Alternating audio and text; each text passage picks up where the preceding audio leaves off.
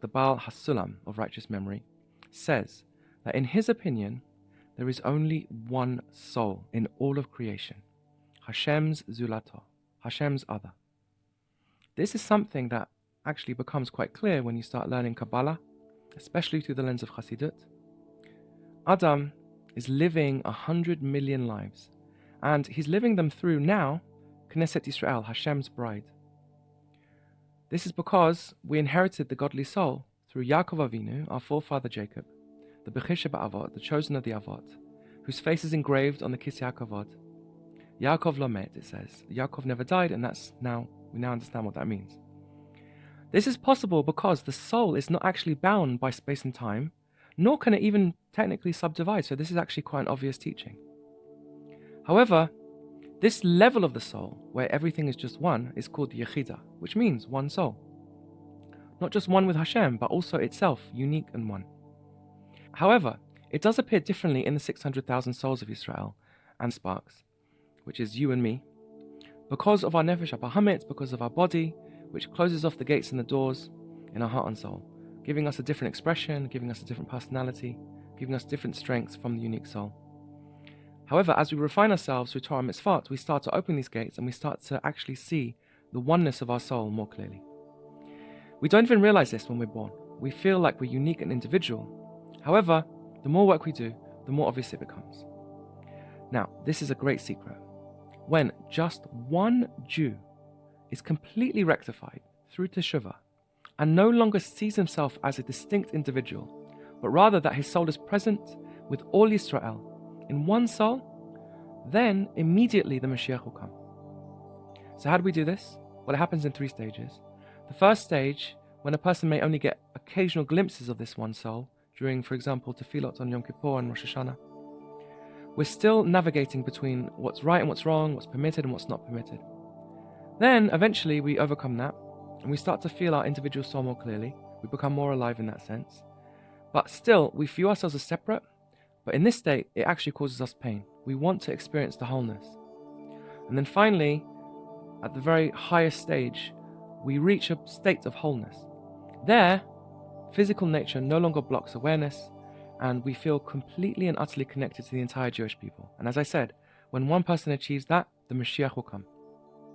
You may think that one person is definitely going to have to be a tzaddik, or a gadol, or a great rabbi, but that's not the case at all. And you can do it, and I'm going to explain exactly why from this very teaching. Now, basically what we learn from this is that everybody contains the potential for the entire collective, and every spiritual accomplishment that you achieve uplifts the entire soul and becomes available to everybody else. So when we go through a particular spiritual experience similar to one of our forefathers, we temporarily experience their spiritual state that they achieved, these great leaders. When we go through some sort of exodus, for example, from limitations, from Eitzarim, we connect to Moshe. Moshe lo met. Moshe never died. When we overcome challenges, we connect to Yehoshua. When we build, for example, a sacred space, a mikdash in our lives, we connect to Shlomo HaMelech, King Solomon. Each person must go through their own version of all the spiritual journeys and accomplishments that humanity as a whole went. This is the meaning of all Israel are sons of kings. And when a king dies, all of Israel are fit for kingship. Once upon a time, spiritual leadership was limited to special individuals like Moshe and Shmuel and David. And now, every person has equal potential for spiritual greatness. Everybody is fit for kingship. David Melech Yisrael Chai V'Kayam. David, king of Israel, lives and endures.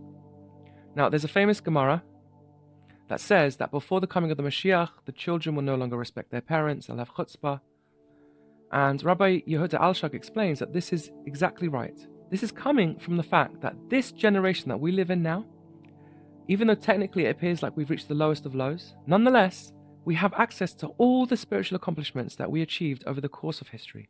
So even somebody who's on the lowest possible level with a very base soul and thinks that they're spiritually unworthy, if they genuinely work to improve themselves and their actions, they can actually connect to the full spiritual heritage of our people, and they can experience in a moment what generations before them gradually built up over time. They can become great overnight. So this beautifully and wonderfully and truly means that any individual, regardless of who they are, me, you, can reach such a high spiritual level that they can positively influence the entire generation and bring the Moshiach. When someone takes on this spiritual responsibility, they can pray and act on behalf of everybody else, helping elevate the whole community. The potential for bringing the final redemption and Moshiach exists in every generation, and more importantly, within every single individual, you and me. Anyone can be the person who helps bring about this transformation. Why is this possible? Because the final redemption involves fixing and completing all of the spiritual vessels. In this work, everyone is equal, from the highest official to the most humble worker. When it comes to this ultimate task, there are no hierarchies or levels between people.